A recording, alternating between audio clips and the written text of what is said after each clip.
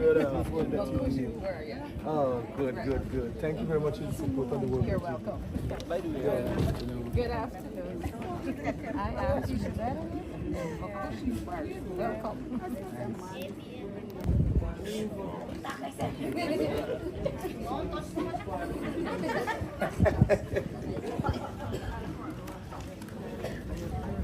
Wangram ku murugashi maseni atenama da benla. Seni meeting ram tebe anna pika kuse. Muruge understand da benla biwani one kiwani anna pika ku. Opa basirpe anna bless magu which richest blessing sirpe. Kara hoitane tuinang amajas kaitebre mai. Amen. Everybody, and also the visiting team from Georgetown. A special good afternoon to you. I just would like to say welcome to Parishara. They will introduce themselves just now, and also you, those of you come from the other villages, welcome also. And let's listen to what they have to say. Thank you.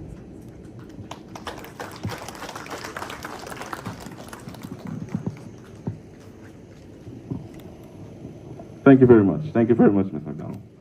Now, ladies and gentlemen, I know for a fact that over the past couple mornings, you would have received a number of notice as it relates to a visiting team from Georgetown coming to your village or somewhere within the vicinity of your village. But your village was chosen because it was the direct request of Ms. McDonald a couple of years ago. Yes, a couple of years ago. I could say a couple of months. But that promise is being fulfilled today because she asked that the leader come and pay a visit to Parishara. And today, the leader don't want me to say years, right? Last year. So within that time, he's a very, very busy man. And he kept his promise in spite of all that he has to do and all that is happening in this country. Parishara was always on his mind. And when the window or the opportunity arises for him to make a visit to the Rupununi, he insists that Parishara be one of the places that he comes to. So I'll just ask you to give Ms. McDonald a round of applause for making this opportunity available to you.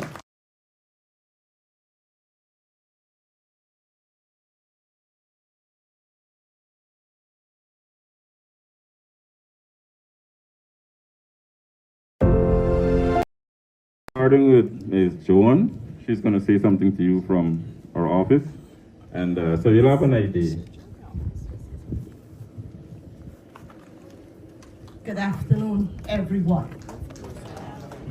It is a pleasure to be here, especially today, standing here as a woman. I would like to take this opportunity to say a special Happy Women's Day to our women sitting here. I would also like you to give a big round of applause for the woman that has it all here. The woman that made us proud to be here this afternoon. You know, our founder leader, Lyndon Club Samson Barnum, used to say that the women of this country is the vanguard of our country. He simply means that the women are very important because we help to develop population-wise, otherwise. So again, another round of applause from the men only. Only the men. Please give the women a big round of applause. Thank you. Ladies and gentlemen, we're here now with serious business.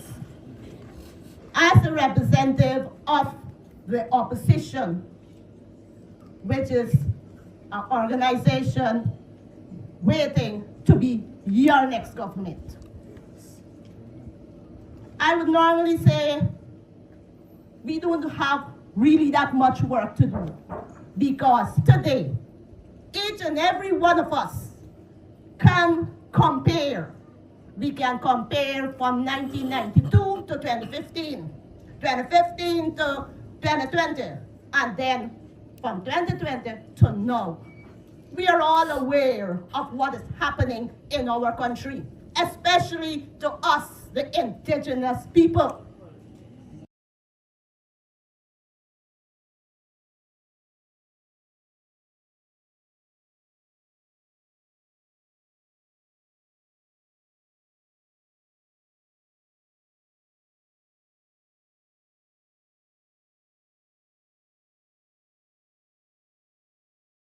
People, but when you look, what do?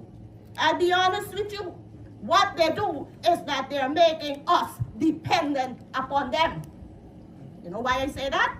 Because they take the taxpayers' money, they bring a bus and they give you. They bring a tractor and they give you. And they bring things and they give you. Then when it's time to vote, they're going to say, we give you this, so you're supposed to vote for us. Do we benefit from that as indigenous people? My brothers and sisters, we can make a change. We can look to the party, or let's say the government, that made a change for us.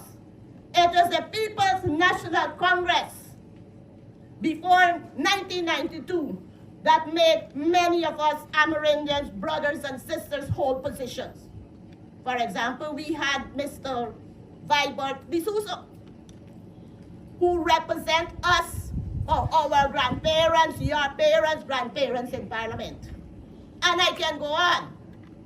It was the People's National Congress that made education free, so that our children, I for one, could have been able to be educated freely. Today, comrades, today, brothers and sisters, we, the Amerindian, the indigenous, have to struggle to send our children to school if we want them to be educated. Isn't that so? Yes. Well, we can change it.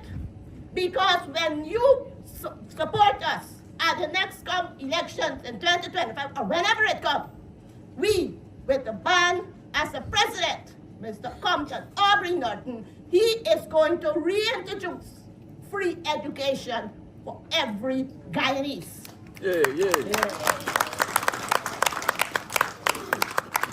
And brothers and sisters, I also want to first bring a little bit of attention to, you know, we have a minister, right, of indigenous people. And we, the indigenous people, I would normally say, are used, refused, and abused by the present government in many ways, and I can list them out.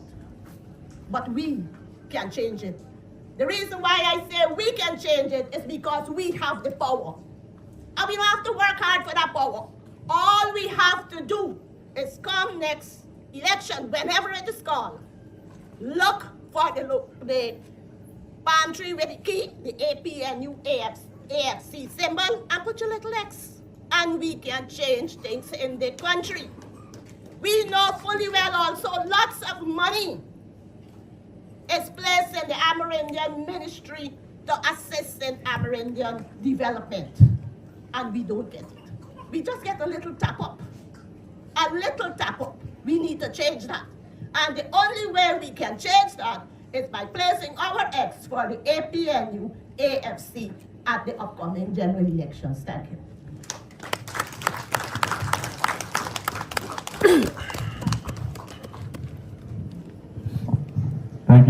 Thank you very much.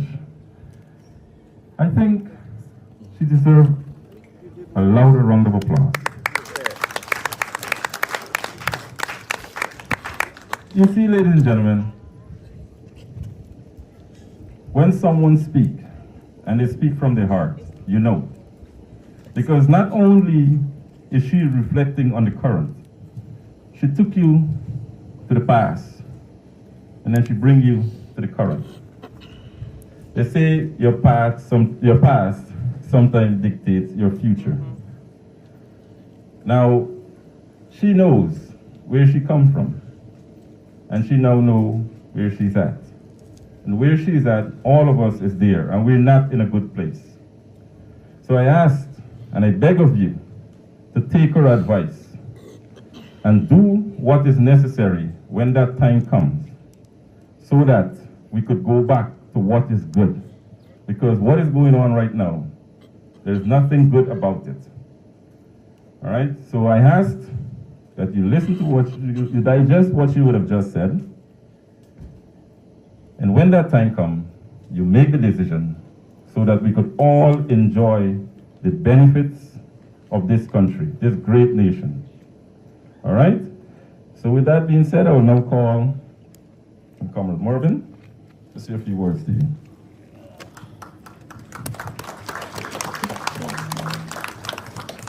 Thank you very much. If we have a Tushao present, Tushao, senior councillors, leader of the opposition and team, a pleasant afternoon to everyone. It's good to be here. I always feel at home in the Rupununi. I'm always honored to be here whenever I get an opportunity to be here and to share time with all of you. The Rupununi has made significant contributions to the development of this country. Rupununians have made indelible prints into the history of this country. The first ever indigenous person to become a minister of independent Guyana hails from the Rupununi, brother or Uncle Philip Duncan.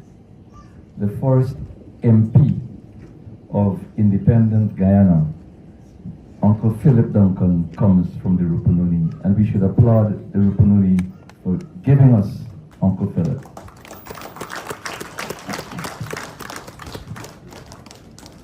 Your party, the People's National Congress Reform, has always placed heavy emphasis on the involvement of indigenous peoples in Guyana's management and development. Uncle Philip is but an example. There were also others, including our sister, Ms. Abram from Region 8, who still remains the youngest ever member of parliament in the history of this country.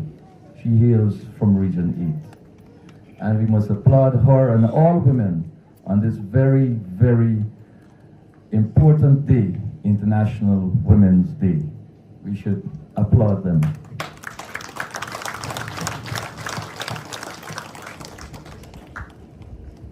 Indigenous peoples in this country and across the world have been foremost in the defense of the environment, in conservation works.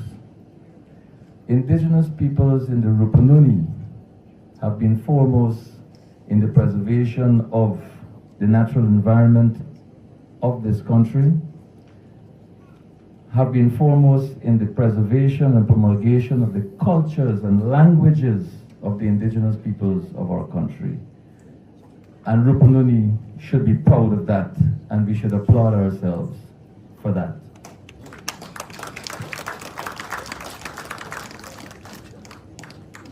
Indigenous peoples have been leaders in conservation. Indigenous peoples have made the greatest sacrifices for the preservation of our environment. Unfortunately, however, indigenous peoples have borne the brunt of climate change, particularly in the Rupununi. And there must be consideration for measures to be put in place, for policies to be put in place to ensure that this changes and that the people of the Rupununi are better defended when it comes to the deleterious effects of climate change. The forest fires that we saw on our way in are but an example. We are not prepared as a nation to deal with those issues. We could say that we were not at a time when we didn't have oil, but now we have oil and we're the fastest growing economy this side of the world, the richest country in the world per person. But still, those resources don't find themselves being made available to us to defend our environment, to defend our people, and to protect them. And so these are things that as the next government, the APNU-AFC will pursue, together with you, in consultation with you, in agreement with you, as we move forward to make life a better experience for every Guyanese. I want to touch on two critical issues, if I may. One is the revision of the Amerindian Act, which you know was a process that you advocated for since before 2015, and a process that you participated in, starting in 2018, I believe it was. A process of consultation which we agreed will result in the revision of the Amerindian Act to include measures that you believe are necessary but absent from the legislation. And so that process started. And many of you were involved in that process, and many of you still believe that that process needs to be restarted and needs to work its way to logical conclusion, and that is to say that the Amerindian Act needs to be strengthened, addressing issues that you believe need to be addressed but are not being addressed. For example, the issue in the Marudi Mountains would be better addressed if the laws were strong enough and in favor of the residents of the Rupununi. The situation in Chinese landing in Region 1 would have been better managed, would never have gotten out of hand if the Amerindian Act, when it was promulgated in 2006, was done in keeping with the submissions of the indigenous peoples of this country. That would never have gotten out of hand.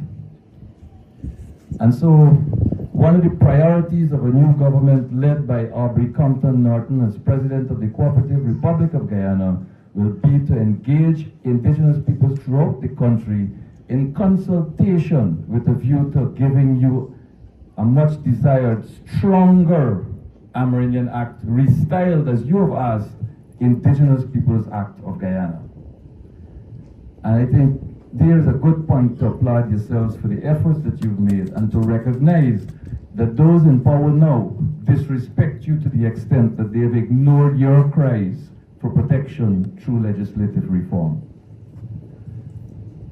The other point I want to make very quickly is about the violation of our rights as it relates to carbon credit and carbon credit sales. Here's a government that walks in to office and sells your patrimony, sells your property. The standing forest in your village belongs to you. Nobody can go into anybody's private yard. Somebody owns a transport for this property here. Nobody can lawfully walk into that yard and sell the mangoes from the tree in your yard without your permission.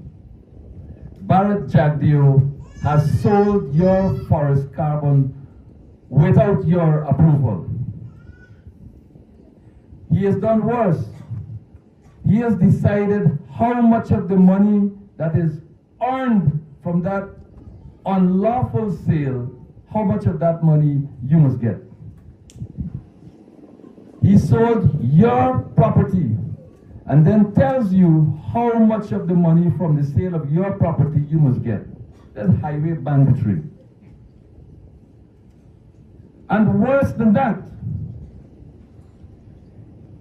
he says, and in violation of the Amerindian Act, the same act they refuse to amend in your favor, that special finance committees must be established to manage the money that they gave you.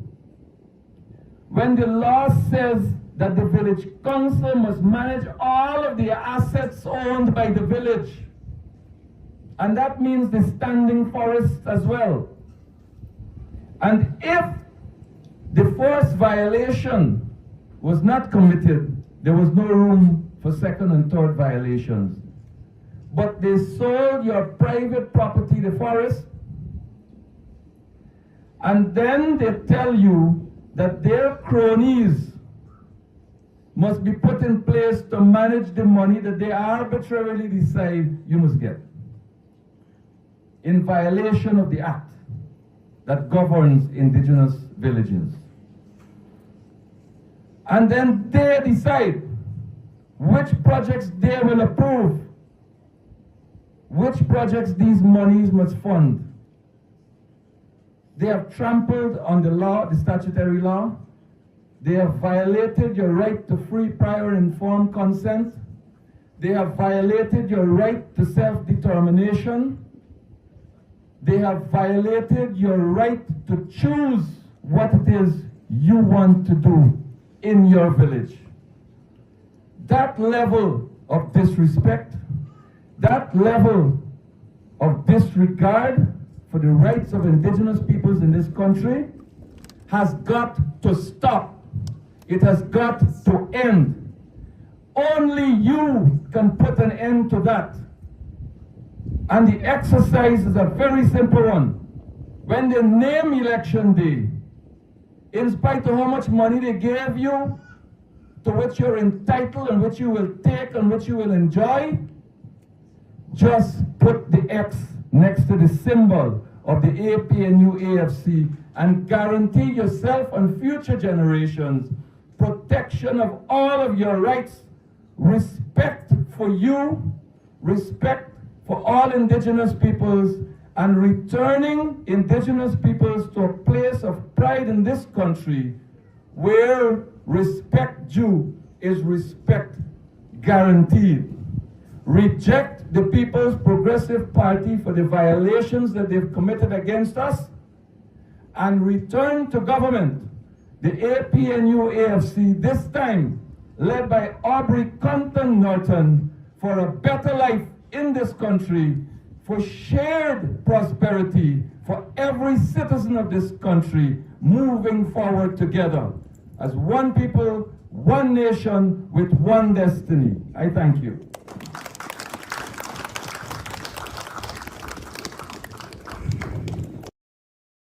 So at this time, I will call on Vincent Henry, MP, our Region 9 MP.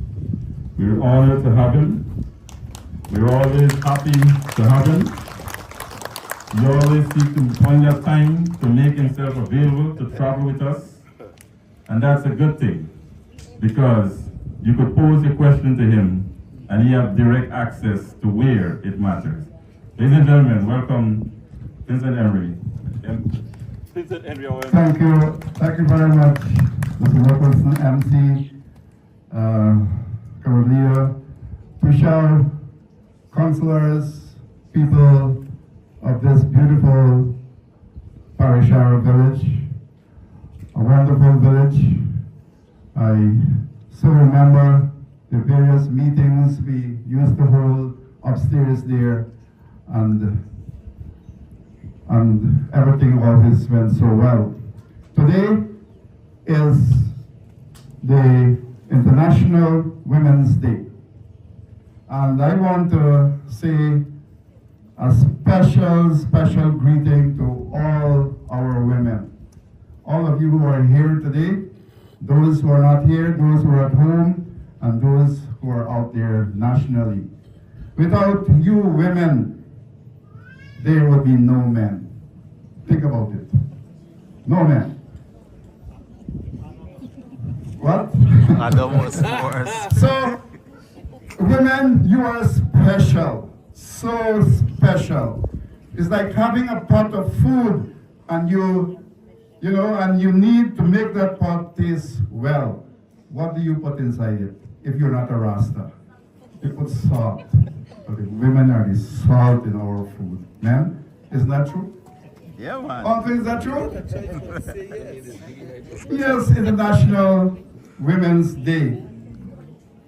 I still remember a little story of a prime minister who was complaining how all the other countries around her getting babies and children and the population increasing rapidly, but her own wasn't increasing. And she was seeking advice what to do. Somebody said, they got a very good remedy. Man to man can't walk, and woman to woman can't walk. You gotta be man and woman.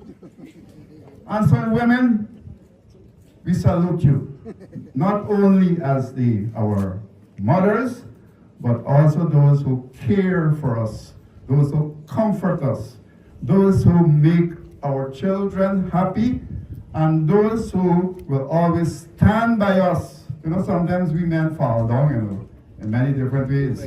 Women stand by us. No, please don't go. Please. What happened? You follow. Please don't go get me wrong. Just turn it off. You have probably press it off. Let me see. Press the wrong button. And I know rounding up. Thank you, women. Thank you very much. Today is a very special day for us. Extremely special, because we have among us here Mr. Aubrey Norton, our future, our next president of Guyana. Take that from me. Our next president of Guyana is here with us today, and we should be honored to have him with us today. The last time I said so of a gentleman, within a year or so, he became the president. And I'm saying it again. And I will tell you why as we speak here.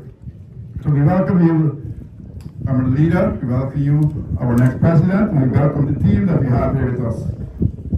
We are here as a coalition.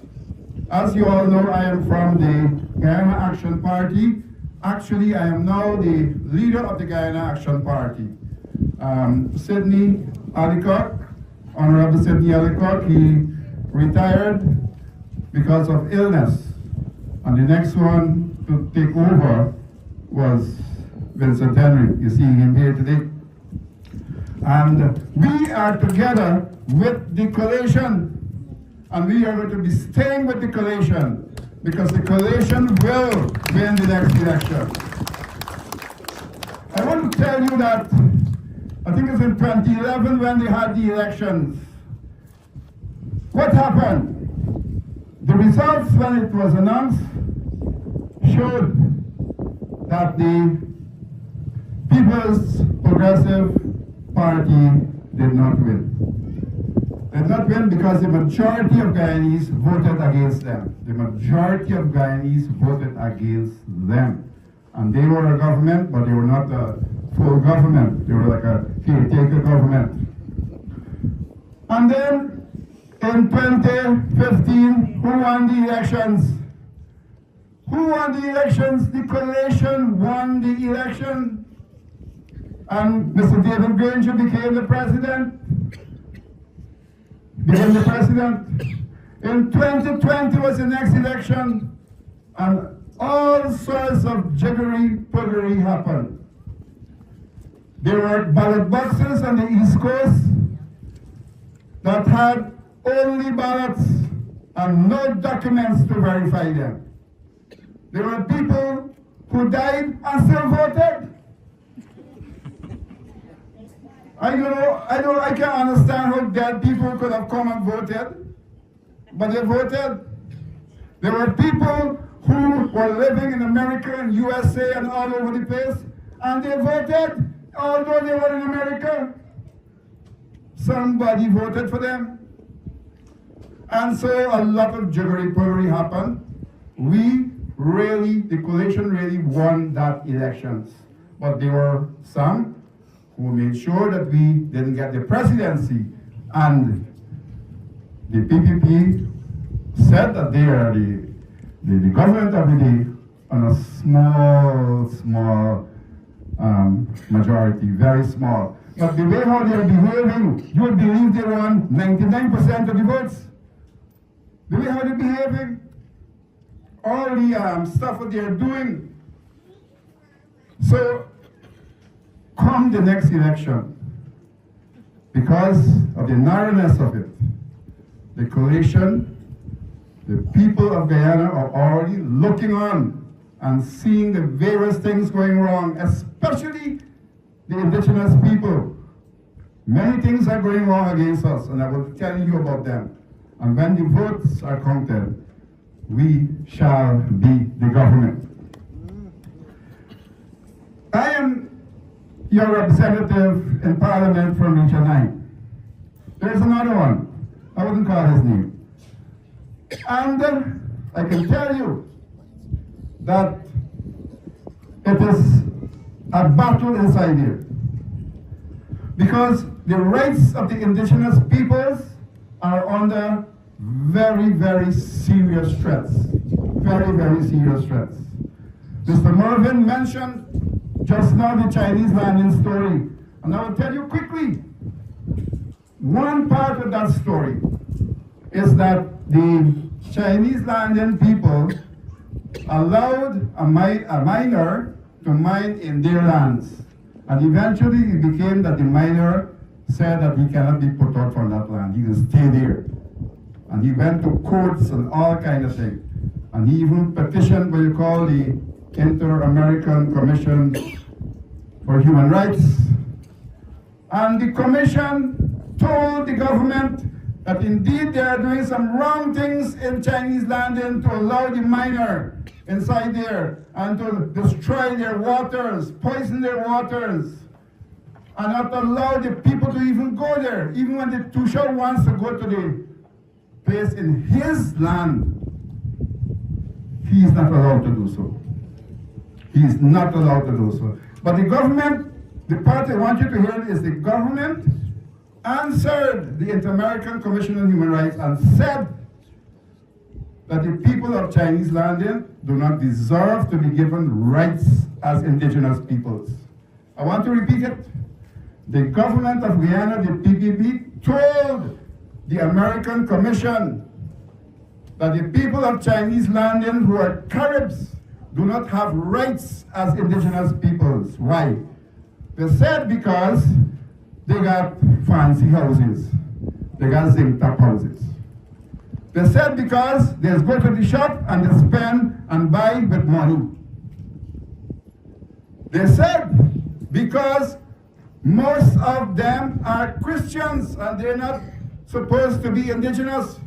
So what the PPP is saying is that all of us, if not all of us, most of us are not indigenous, and we do not deserve the rights of indigenous peoples. But they, when they come here, they will tell you differently. But what I am telling you are in the records.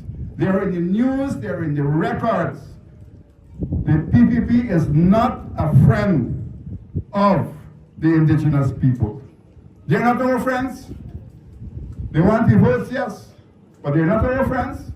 How can you tell the people that because you are Christians, you are not indigenous? How can you tell the people that? And you have no need to get rights as indigenous peoples. So, according to the PPP, we are disqualified. I'm repeating this because I wanted to hear, because we are Christians. And then there was a bill that the PPP put in Parliament quickly called the Single Window Bill. You know what that bill was trying to do? That bill was trying to take away all indigenous lands. All. They must have full control. The PPP must have full control of indigenous lands. That is what they. And again, those of you who have internet, research it, the Single Window Bill. And we, in Parliament, we fought against it, tooth and nails. We didn't fight with our own bow. I didn't take my bow to the Parliament that day. But we fought with words, and we were supported by our leader, Mr. Aubrey Norton, and the other members of the coalition. We all together we fought to ensure that we continue to have the rights as indigenous people, rights to our lands, rights to our way of life. Because what they wanted to do was take away our rights all away from the Amerindian Act. But what we did, was to tell them that they have to put at least one sentence to say that they're not touching our rights that are there in the Amerindian Act. And eventually, they were forced to do that. So you think the PPP are our friends? They are there struggling to take away our rights. Struggling. And then lately, there was another bill called the Petroleum Activity Bill. And this one, they got through it. They used their 1 or 2 seats that they have in the majority in Parliament, and they passed it, although we fought against it. And that bill allows the PPP, the Minister of Natural Resources, the rights to all of our lands in terms of petroleum. So if they want to do a big petroleum activity near to us here, Huntide or wherever, we have no say. By law, we have no say. The Minister of Natural Resources can come in and just say, this is the land we want. Part of Parishara, part of Napi, part of Haya, no problem. This is what we want, this is what we're taking, because by law, they now have that right. So when they come here and show themselves and they say they love you, ask them, what about the Petroleum Activities Bill? When will you change it? When you want to control our lands without free fire informed consent. My dear friends, then I did a study about land extensions, and this was some time back. And I found that in the earlier days, the People's National Congress gave more land rights to the indigenous people than the PPP. But the way how the PPP talking now is like they are the only ones who ever give. They are the only ones who ever give.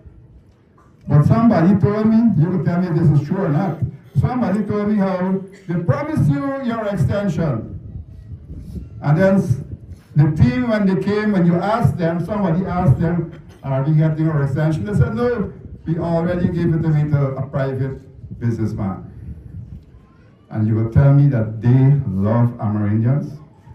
Did they come and discuss with you all? Did they come and have a talk? No, they just give it away. What is yours and for your children's sake. My dear friends, when we were in government, we did a lot of work for land extensions, and we were on the verge of granting a lot of titles to land. But what happened was there was a no confidence motion, and we couldn't get to finish the work that we had done. But I am sure because I was part of it, that there were certain communities already poised to get, for example, Sholinab, St. Ignatius, and Parishara now, and those places, they were poised to get it. But the no confidence motion that the PPP put there stopped that from happening. My dear friends, in Parliament, I challenge the PPP to give land titles, because every time they're talking, they have so much money for it. But the year finishing, money spending out, and it's not being done satisfactorily. They went to 2 villages in Region 7, and they handed them land titles. Big story, big team went in there. They handed them land titles in the morning. They held a meeting with them, nice them up, laugh up with them, and before they went back home, they collected back the land titles for the people. They collected it back. That is the kind of government that the PPP is. My dear friends, what we did in the 3 or 3.5 years when we were in government was even greater than what the PPP did in 23 years. Very, very greater than that. For example, the road in Latin. If you all remember those from Tapachinga, Mr. Nicholson remember, he had a 3-lane road there. And his 3-lane road was a little concrete, a little bitumen thing, short about this one, and both sides red mud. So you got 1 lane of red mud, 1 lane of bitumen, a little fine thing, and another one over the side. I used to say, Mr. Nicholson, you got 3-lane highway here, buddy. That is what the PPP left for us. But the one we built in the middle of Latam there will stand for hundreds of years. And that is to show that even without oil money, we so care about the development of the hinterland peoples. We put radio stations in the hinterland. One at Shelton, one at Mamaruma or Yala, and elsewhere. We did that. We put Wi-Fi all across the region so that the people could be, our people, including myself, will be able to communicate with others all over the world. Gone were the days of darkness. Darkness in the sense that we didn't know what was going on. Now we know. I was in Parliament where they did talking. As soon as I finished talking, somebody texted me a message from South. I like your speech. Now people listening. But in the days of the PPP, there was total darkness. They didn't want you to know. They didn't want you to know what's going on. They want you to be in darkness. Now everybody knows what's going on. And then there is this different strokes for different folks. Story. Your Tushao here, the former Tushao. She allowed the people to decide how to spend some money that was granted. I can't remember what it was for. I think it was COVID or something like that. But anyway, she allowed the people to come together and decide what they wanted to do with the money.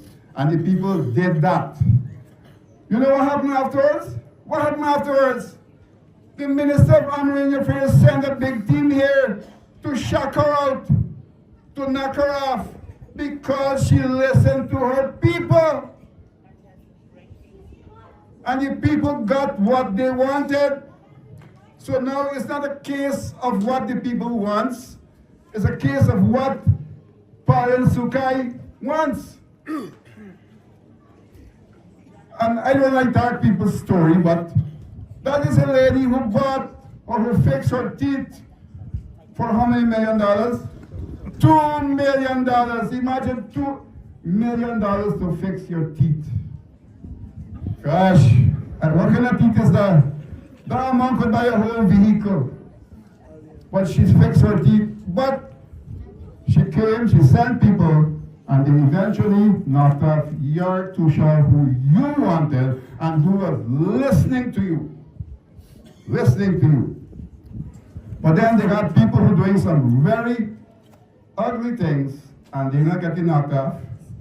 Actually, I'll tell you another story. There is one who the village wrote a letter against Tusha. But instead of the PPP sending in to check if it's true or not, because they don't know it's true, they tried to promote him to become a member of the Indigenous Peoples Commission. And we said, how you could promote a man who is under investigation? How you could do that?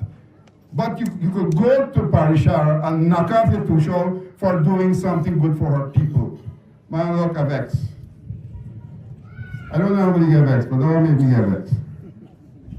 My dear friends, on the LCDS, I just want to say this quickly. Just want to say this. The government is saying that they did a lot of consultation with you all. And they came to you to discuss it, and that you agreed to the 15%. You agreed to the 15%. That's the message they're sending all over the place. You agreed to the 15%. I asked some people in Deep South, they ever came to you? They said they came, they spent 2 hours and they talk about all kind of things. We need to understand what they said. And then they go back and say, oh, we agree. You know? So the whole thing is wrong up with the LCDS. Our government will make sure that we listen to you, because it's your money. It's not anybody else's money. How can they, like Mr. Marvin mentioned, you know, come and sell your thing? They come to your yard and sell your mango. When they finish selling your mango, you are the farm, they come back and tell you that, hey, look, money for your mango, but we only give you 15%. We only give you. How can that be right? And not only that, they want to tell you now how to spend the money, and that is why Shulinab stood up against them. Shulinab, I'll tell you Shulinab very quickly. Shulinab said, We always, when the money come, they tell us to do big project. And we're doing the big project, but what we getting from it? 3 years afterwards, the project closed down, what we getting? It's time for we to get something. So each family decided that they are going to get an equal amount, and they will submit a proposal for a business project. Each family. And they did that. You know the government tried to stop them? The PDP tried to stop them? When the Tusha went down to Georgetown to collect the money, they told him, you can't carry money for your people. We can't agree for you to carry money for the people. You got to buy a bus. And they took the poor Tusha downstairs and they make him buy a bus, a second-hand bus. When the Tusha reached back home with the bus, the people say, where is that? That is what I spent with the LCDS money. That Tusha, you and whoever jump back in the bus and go back to Georgetown. We want the money. So poor Tusha had to go back. The people sent him back. And today, each family receives something like 180,000. I wanted to say 180 million, but it's not true. 180,000, 190,000. Each family got. And if you see how the people showing up, showing off, some of them get water tank, some of them working generator whole night, some of them, man, they, but exactly. So the money is your own. And we will have to work with you to make sure that you get the benefits of the money because it's yours. It's nobody else's. And I can get clap for the one. But clap the man, let me hear you clap. Good. And quickly, I have a few more points quickly. Our Tushas are being worked for starvation wages. Our Tushas are barely getting a small stipend. Sometimes I wonder how they could live on that stipend. And then they gotta work whole day, whole night. It's time for us to give them something reasonable so that them and their family could have better living standards. Even the counselors who are working, you deserve to, be given some sort of help because of the amount of work that you do. And when the cash grants are being given, y'all know all this story. I hear a story, y'all give me a couple more minutes, I know I hear a story quickly in a village where they went to share and they gave the household. And then a nice girl walked across and going so on the cash back. He said, where you come from? I'm from this house. He said, come, sign up for this thing. So they get 300, 300, 300. So all you nice girls, when they come, walk across. But just collect the money, don't do anything else. Don't do anything else. My dear friends,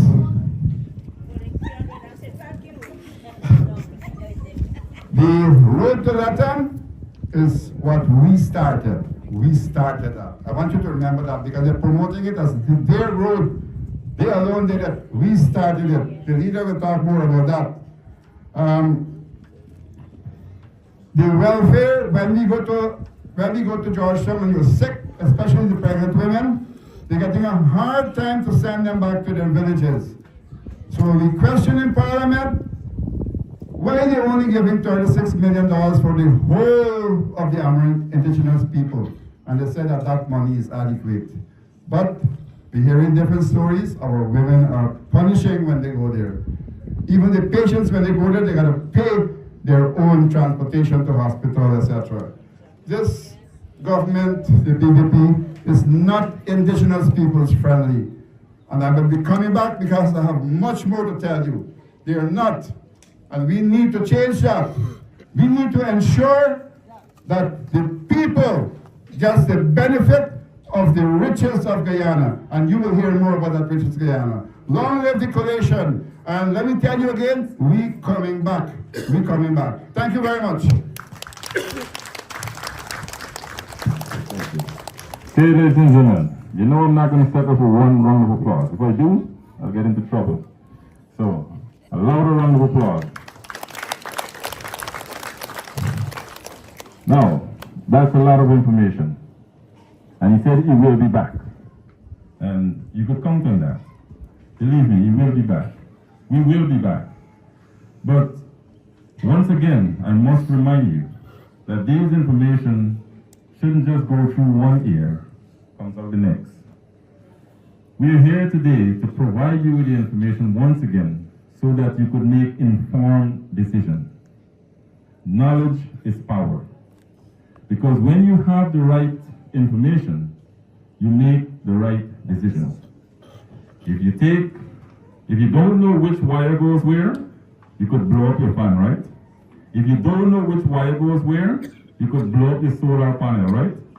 But when you know which wire after goes where, you could protect your investment. So we're here today to provide you with the information so that you could protect your investment in your children's future. Because what you do at the next election will determine what happens to the next generation. We owe it to them. As you listen carefully, they're in the midst. They're doing what children do. But we're here, and the decision that we make when the next election comes will determine whether those laughter as children today become cries tomorrow. Let's help them to continue laughing, because there's enough wealth in this country for all of us to laugh. But under this administration, there's tears and tears and tears. So with that being said, ladies and gentlemen, once again, with the information that's before you, please sit with your family, sit with friends, share it with those who are not here. Keep the information going. Ladies and gentlemen, thank you for the attention that you would have been given to the information that is being presented to you. I could see it in the way you sit back and digesting what's going on.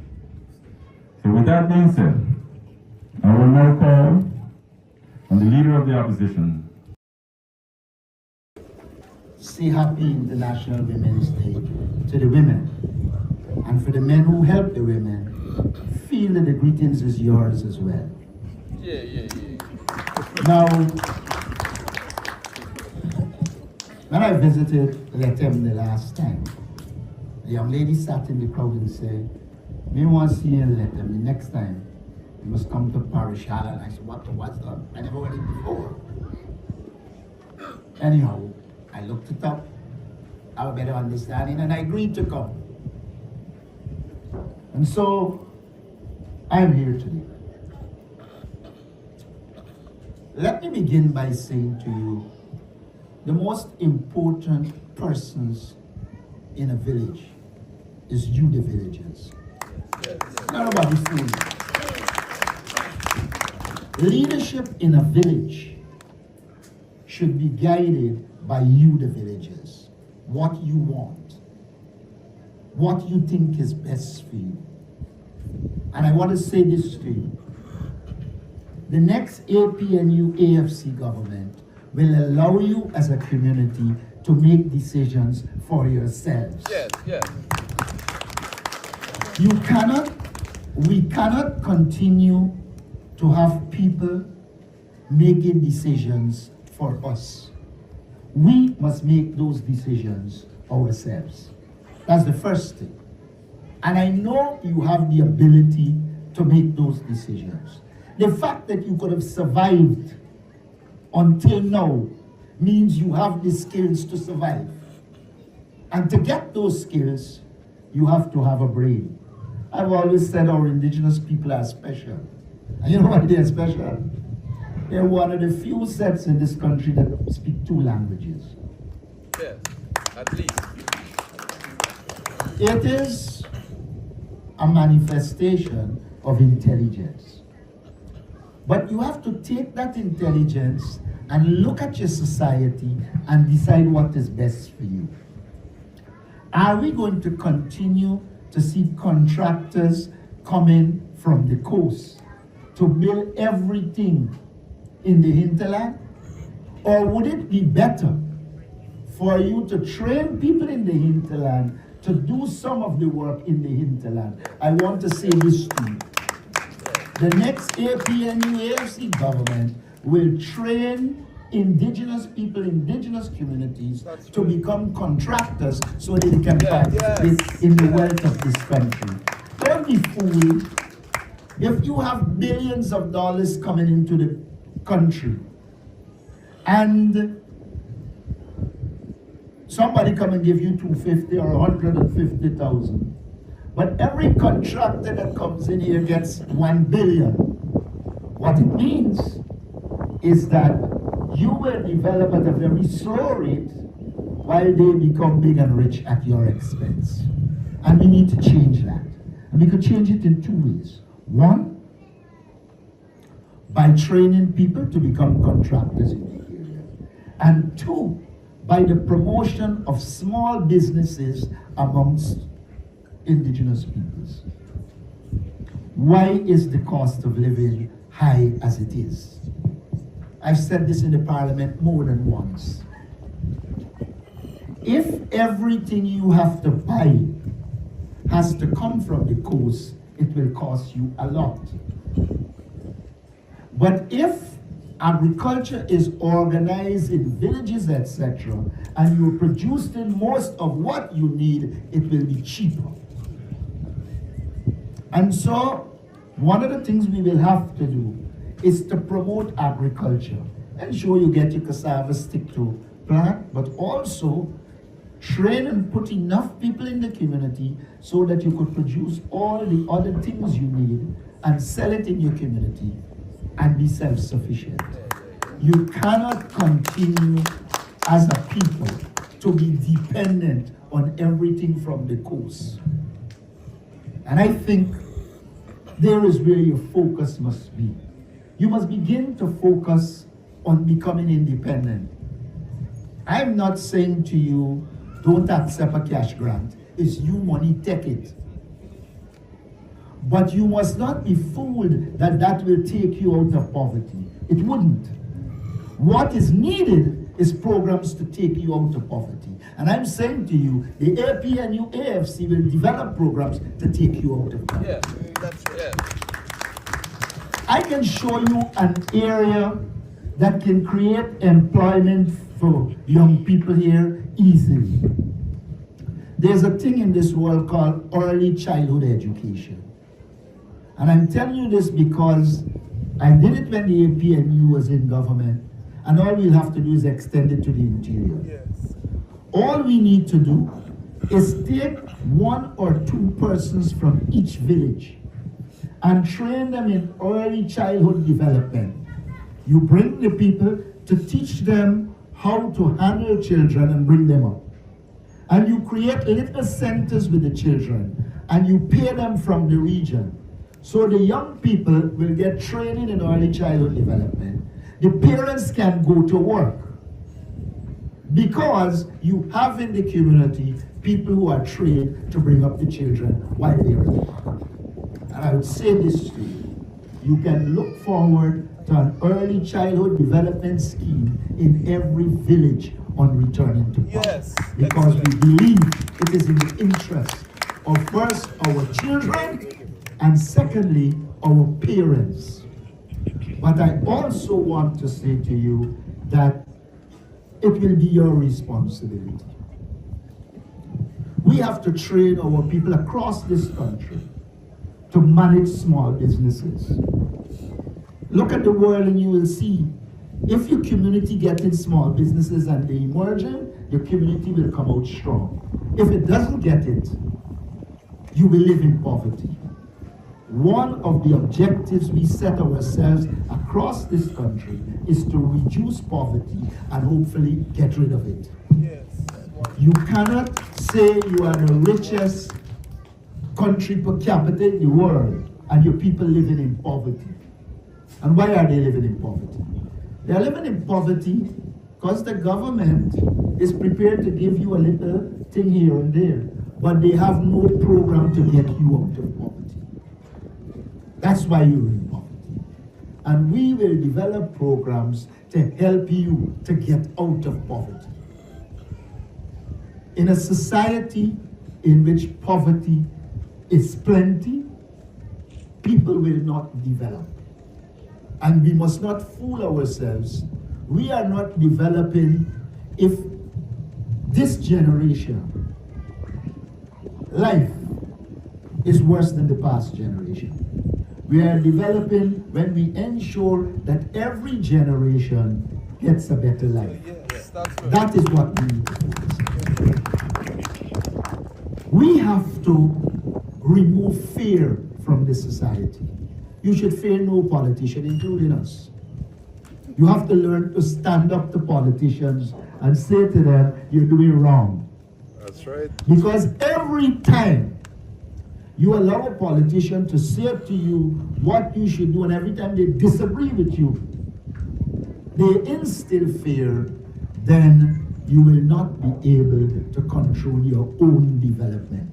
And really and truly, the task is for us to ensure that all our people, including indigenous people, control their own development. Yeah, that's right. We have billions of dollars. Y'all hear the world talking about the billions Guyana got? Everybody hearing that? Y'all hearing y'all rich is the richest country emerging? You feel rich? Do you feel rich? I want you to answer. No. You do not feel rich because the resources are not meeting you. Correct.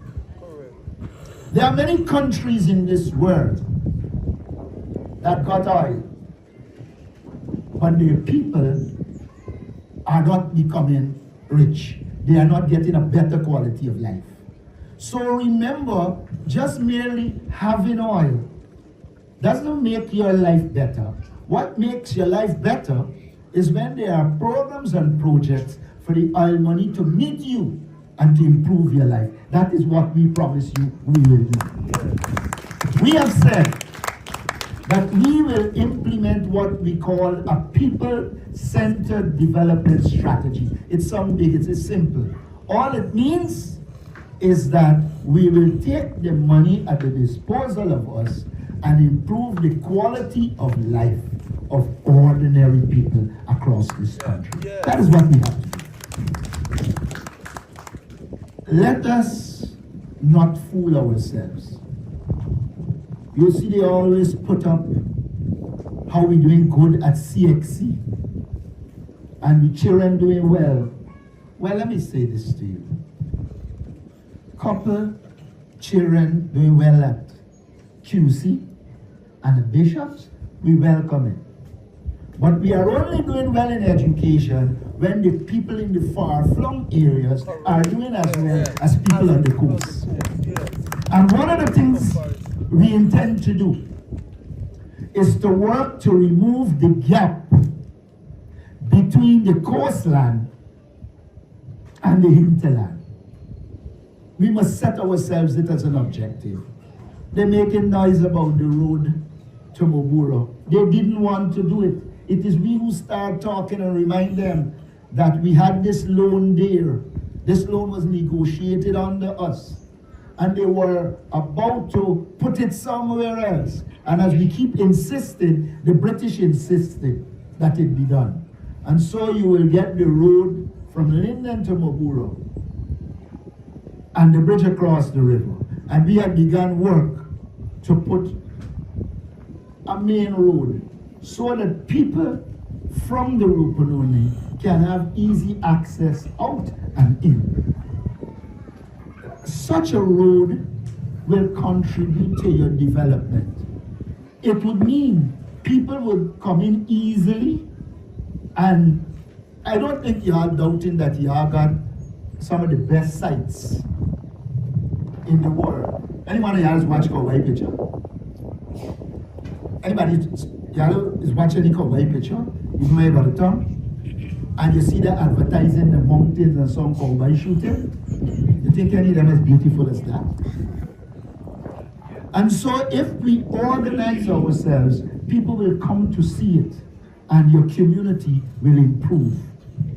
I'm saying to you essentially, we have to begin to look to ensure that there is a regional development program for not only Region 9, but every region. That's right. You have significant potential. It is for us to realize the potential. But don't be fooled, the PPP doesn't want you independent. They don't want to give you the resources to be independent. They want to be able to control you politically, so you vote for them. I say if you're voting for them, you're voting against your own interests. Why do I say that? I invite you to compare the 5 years 2015 to 2020 under us, where we built a reservoir, knowing full well that this region has water problems. And so if you put a reservoir in the time of drought, you have water. If the PPP was serious, wouldn't they have continued to put reservoirs across Region 9 so you always have water? Yes, and more wells. But they put no more. They put in wells. Water is essential to life. If you can do agriculture, water is important. And so the fact that they are not doing what they should do to give you water for both agriculture and to consume should tell you the focus is not on you. What y'all think is a budget?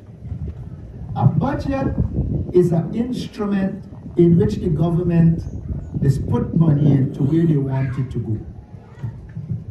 If they put it in a big project for $1 billion and 2 or 3 people benefit from it, it doesn't mean that you benefit. You need projects that you will benefit from. I just told you about early childhood education. There is no reason why in this region there isn't a proper program to produce honey. This world is changing from sugar. Don't let us fool ourselves. Sugar is related to all kinds of diseases. You have reasonable forests. You have spaces that if there is a proper honey program here, many people can go into honey production and be able to first sell it at home and sell it abroad. What I'm saying to you is that we will shift you to the point economically where you become business people in your own right and contribute to the development of yourself, your family, and country. And I am reassuring you that a government under us will ensure those programs emerge in consultation with you. I know that many of you will have programs in your head and can produce your own. We will tell you some, but you also, when we engage you, will tell us some of the things you want so that we can do it. We believe that you must be free to make your own decisions. We believe that you know your community more than anybody coming from Georgetown. In fact, one of the reasons that I choose whenever I'm coming up to at least one time come by the trail, rather than just jump in a plane and arrive in the Rupununi, in Letem, is because if you are going to make decisions for people, with people, you have to know where they live and how they live. And that is why I was told that, oh, if I fly in, I could fly in this morning and arrive at 9 and then at 3 we could go. But if I didn't come through the road, I want to see the bridges. Because again, those bridges come from a loan that we push for and got. And so I wanted to see it. I wanted to see what is being done in terms of the road, so we can speak not from somebody telling me, but from me seeing. I believe you can only be a good government if you go into people's communities and understand their life. Yes. If you don't have a feel, for how our people living, you will live in a false world that our people are doing well. But when you go to the ground, you know what people are doing and you are in a better position to help to make decisions in their interests. And so, I'm saying to you, you are critical. You have got to begin to also focus on what you think is needed in your community so that you can help us to make the decision to push community development. A lot of people observed that David Granger had changed it from regional development to Ministry of Communities. You know what was the reasoning behind it? The reasoning is the focus should be on development of people in the communities. And so if you make the focus communities, then the people will become important. If it's a regional development, it don't mean much. And so I bring a simple message to you. We did a lot for you without oil between 2015 and 2020. And if we could do as much as we did without oil, imagine what we will do with oil. Yes, yes, that's right, yes. I invite you to compare what we did in Region 9 without oil. The 5 years that we were in government, the total money of those 5 years that we had is the equivalent to the last budget, 1 year. If you could show me where in this year's budget that is bigger than 5 we did, which means they have more money, the things that they did that are more than we did between 2015 to 2020, I would resign. But I know they can't. And so, we have to look and see what the reality is. The reality is there is money, but it is not meeting. Mike.